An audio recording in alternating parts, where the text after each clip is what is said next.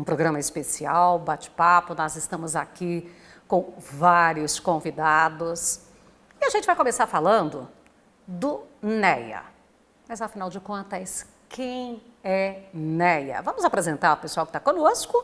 E durante o nosso programa, eu acho que você pode ficar, porque você vai gostar bastante do que a gente vai abordar aqui, porque vamos falar de startups do agro, nós vamos falar de núcleo de empreendedores do agro, nós vamos falar de equipamentos que podem fazer uma, vamos dizer assim, a grosso modo, depois trazem os detalhes para nós, uma ressonância do grão de soja, que você vai saber que tanto de proteína que tem, que tanto de óleo, qual seria a melhor destinação desse grão.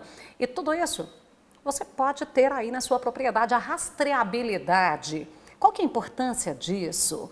Onde a agricultura está inserida nisso? É só para a agricultura? E se é pecuária, também vale? Nós vamos conversar com essa turma. Eu começo por aqui. Ana Beatriz, Bia, boa tarde, tudo bem com você? Boa tarde, obrigada, Fabélia, primeiro por ter chamado a gente para estar aqui contigo no Sucesso no Campo, um prazer muito grande. Só para a gente contar, você é natural de onde? Eu sou de São Paulo. E você está fazendo o quê? Aqui em Jataí, né? Isso. Então, acho que vale a pena talvez até contar um pouco de como que surgiu essa configuração de empreendedores que estão aqui hoje, né? Como você já falou, a gente faz parte desse núcleo de empreendedores para o agronegócio, que é no fundo é uma associação para a gente representar os interesses que todos esses empreendedores e quem sabe outros empreendedores que venham a participar também no futuro têm hoje, né? E como que isso tudo começou? Todos os empreendedores que estão aqui com a gente participaram de um programa de mentorias, foram apoiados por uma organização sem fins lucrativos chamada Endeavor. E a gente participou, então, desse programa que durou alguns meses. E, ao longo desse período, o que a gente foi vendo é que, por mais que as soluções aqui sejam completamente diferentes entre si, desde o equipamento de ressonância magnética, uma biofábrica, telecomunicação, análise de dados, são negócios diferentes, modelos diferentes. Mas o que a gente foi percebendo é que, apesar disso, os desafios que esses empreendedores têm, eles acabam sendo muito parecidos. Os desafios de tocar uma empresa num país com uma série de dificuldades, de ter uma empresa que cresce muito rápido, que você precisa gerenciar recursos e que você precisa contratar gente boa. Então, os desafios são sempre os mesmos e a gente começou a ver que poderia se juntar para conseguir atacá-los melhor, não só como uma empresa, mas como um grupo de uma série de empresas que têm esses mesmos interesses, né? Então, por isso que a gente começou com essa organização, com esse núcleo.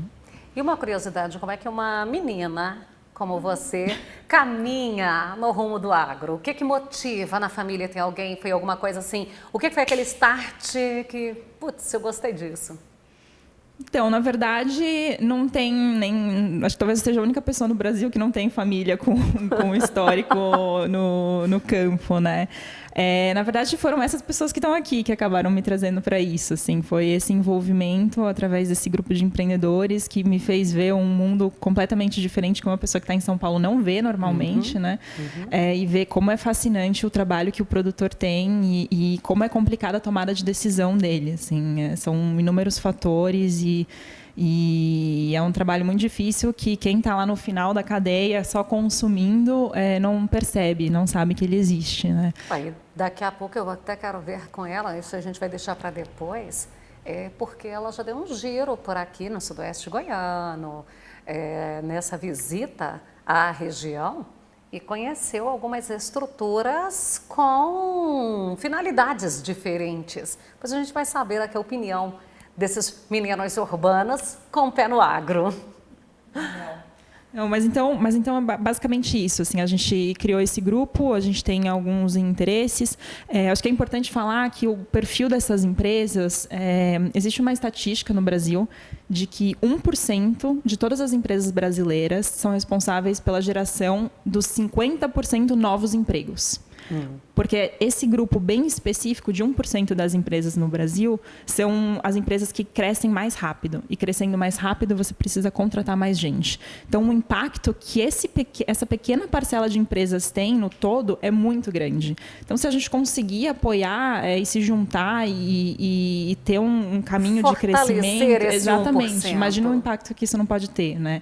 Então, foi daí que nasceu tudo isso. E as soluções aqui também são muito complementares entre si, né?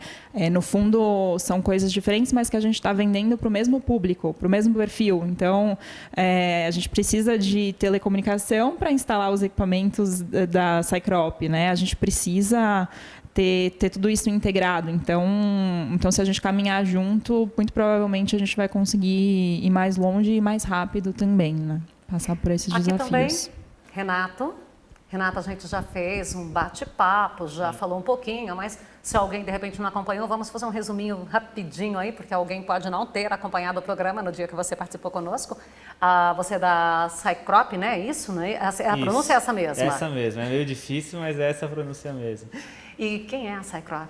A Cycrop, até explicando um pouquinho do nome, já que a gente tocou nesse assunto, Cy é de ciência, né, do inglês, e Crop é de lavoura, né? Então, a gente trabalha com esse conceito de levar a ciência para a lavoura, né? Como você consegue entender a lavoura através de dados e de tecnologia. Então, a gente começou nossa empresa em 2015, tivemos aí um período de 1 ano de aprendizado. Nós somos de São Paulo, hoje estamos localizados no nosso escritório lá, mas atendemos o interior do Brasil, porque obviamente é onde estão os produtores rurais. E de lá para cá a gente vem conhecendo muito, né? A gente é especializado em alguns cultivares, a gente sabe que no agro também tem isso, né? Apesar de agro como um todo ser uma coisa que precisa de integração de tudo, os cultivares eles às vezes têm suas peculiaridades, né? Então quando você fala de um canavial, quando você fala de uma soja, até os ciclos são diferentes. Então a gente entendeu que esse conceito de você ter na ponta do dedo o dado, a gente leva a agricultura para um patamar diferenciado. Quando você vê a própria evolução da indústria, ela teve desde lá da Revolução Industrial os maquinários que trouxeram aumento de produtividade. Depois você teve uma revolução no pós-guerra ali que teve também disponibilidade de recursos e uma evolução. Depois teve o advento da internet. Até chegou no momento que a curva é assim mesmo, né? Você tem uma produção reduzida, depois você explode de produzir, depois você começa a ter uma curva de novo que você tem que ter realmente uma coisa disruptiva, né? Quando você fala da indústria 4.0, a comunicação, a globalização, a rede de dados proporcionou que serviços explodissem, né? E na agricultura é a mesma coisa. Na agricultura você vinha lá com o trabalho do campo ainda mecânico, depois você teve com a industrialização das máquinas um grande aumento, um cara conseguia produzir muito, depois com os defensivos, os bioquímicos, você consegue aumentar geneticamente e tá precisando de mais essa evolução. Por quê? Porque a gente sempre pensa em aumento de produtividade. Quando você fala de análise de dados, você está pensando muito mais em eficiência. Indústria hoje com robótica aumenta a produção, mas ao mesmo tempo ele quer gastar menos, ele quer atuar no pontinho, é isso que a gente faz. Daí eu fico perguntando para o produtor, você sabe realmente quanto choveu em cada hectare do seu talhão? Você sabe quanto que tem que aplicar em cada hectare do seu talhão? Isso faz muita diferença, né? A gente fala muito de agricultura de precisão hoje. Então, isso que a gente faz, a gente entrega para o produtor uma forma fácil de ele coletar isso, enxergar o que está acontecendo lá no campo e conseguir de forma distante saber onde ele tem que aplicar exatamente. Então, a gente dá uma série de dashboards. Então, a gente trabalha com todo tipo de dado. E cada cultivar é uma coisa, né? Então... E eu acho que você tocou num dado aí que eu acho bem interessante, que o que importa não é só ter essas informações, mas é a interpretação dessa informação, né, Renato? Sim, isso é muito importante. Você põe, às vezes, um pluviômetro na sua propriedade e fala, nossa, agora tem uma chuva. Mas o que choveu não adianta para frente, você tem que ter previsão. Então, quando a gente vende hoje, por exemplo, nossas estações meteorológicas automáticas, um grande diferencial da nossa estação de coleta de dados, porque como a gente trabalha com análise do dado, a gente precisa coletar muito esse dado. Às vezes o produtor não tem como coletar esse dado. E a nossa estação, por exemplo, coleta um dado a cada 16 segundos. Porque só assim você consegue ter análise de previsão. Quanto mais dado você tem, estatisticamente, sua amostra é maior, mais você vai acertar sua previsão de climática, né?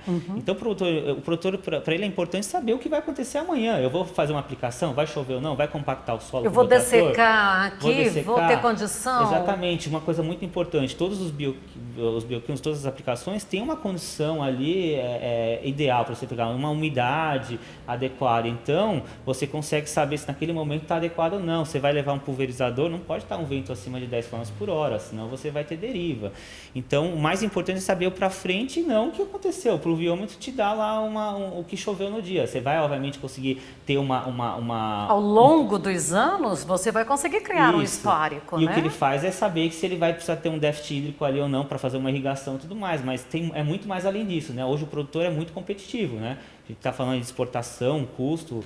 O Albert estava comentando até antes da gente começar aqui o programa, então a gente hoje, o produtor está apertado nessas margens, então, mas ter um produto de mais qualidade, conseguir tirar mais sacas e conseguir gastar menos também, né? Hoje a gente vê muito isso, tecnologia para gastar menos também na sua propriedade, né? Diminuir o preço por hectare. Para aquele custo-benefício. Só que você precisa saber onde você tem que atacar. Hoje um dos nossos dashboards é justamente isso, a gente dá por hectare o que está impactando a produtividade ali, se é uma questão hídrica, se é uma questão de fato de uma praga.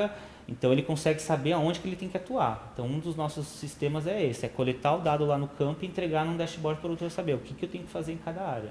Agora, a gente está falando muito aqui da agricultura, mas a pecuária também tem interesse enorme nisso, né? Tem até hoje, aí o pessoal pratica muito a IATF, que é justamente para ele ter uma estação de monta, para que os bezerros nasçam no momento mais adequado, tanto climático como também de oferta de alimentos, né? Sim, a gente não atua tanto na pecuária, a gente atua mais com pastagem, né? Mas a gente conhece esse setor, muitas vezes, assim, muita gente até não só pecuária, mas de granjeiro também. Tem empresas aí do setor que fazem esse controle climático e você consegue fazer sua produção da granja melhorar, né? Tem uma condição ambiental adequada e daí tem a qualidade própria da carne também que você tem como você sensoriza o campo, né? Então realmente é muito amplo isso. Acho que o nosso grande diferencial, assim, que a gente tenta trabalhar com os produtores é essa inclusão digital primeiro, né? A gente vai falar depois, mais tarde, com o Eduardo, que obviamente tudo começa com a infraestrutura tecnológica lá, ter a conectividade e tudo mais. Mas às vezes o produtor rural, às vezes ele não consegue entrar, não é porque ele não quer nesse mundo, é porque é realmente muito difícil você começar a se digitalizar. Ele não, ele está vindo com as grandes tecnologias. É uma coisa que a gente brinca muito também. Falam que o produtor não é tecnológico, mas os primeiros a utilizarem maquinário foram os produtores rurais. Os primeiros a fazerem modificação genética então o produtor rural é muito mais tecnológico do que a gente pensa. A questão é que ele é massacrado de tecnologia. Você pergunta para o produtor rural hoje... É que para ele é tão natural que ele já nem se importa. E hoje em dia deve bater gente querendo vender de tudo para o produtor rural. Uma coisa que a gente escuta muito é essa questão de transferência de renda que ele fala. Todo mundo quer tirar um pedacinho do produtor rural. Mas ninguém vem aqui provar o que realmente fez. A gente, com a nossa tecnologia, a gente sabe que tem essa dificuldade. O que trouxe para ele um ganho de safra a mais? Foi o seu insight ali de saber que eu tenho que fazer uma aplicação adequada ou foi o implemento que eu botei lá que trouxe realmente essa melhoria? Você separar muito, isso é muito difícil. Então ele fala muito desse movimento, é transferência de renda. Então, assim, o produtor está cada vez mais esmagado, mas ele não é porque ele não quer ser tecnológico, ele de fato é muito tecnológico, né? Então, esse trabalho da gente como um grupo aqui também é isso, é auxiliá-lo a entender que tecnologias de fato podem ajudar ele, né? E de que forma integrada isso vai funcionar no campo. Inclusive, se eu puder só complementar nesse ponto, que um dos nossos objetivos aqui é realmente poder levar para o produtor em conjunto empresas que realmente vão dar uma solução para ele. Porque, como o Renato estava falando, nessa onda de tecnologia digital começou a aparecer um monte de empresa e que diz que tem uma coisa que, na verdade, ainda não tem, né?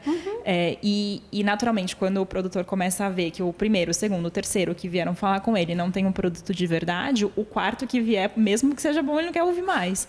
Então, o que a gente quer fazer é selecionar muito bem as empresas que vão participar desse grupo para poder ter certeza que a gente está levando uma coisa de um produto de qualidade para o produtor também, né? Então, o assunto rende e a gente está só começando. Então, nós vamos para o intervalo, a gente volta já, porque eu ainda tenho um grupo do lado de cá para a gente conversar e tem muita coisa bacana para a gente trazer para você. Um minuto só.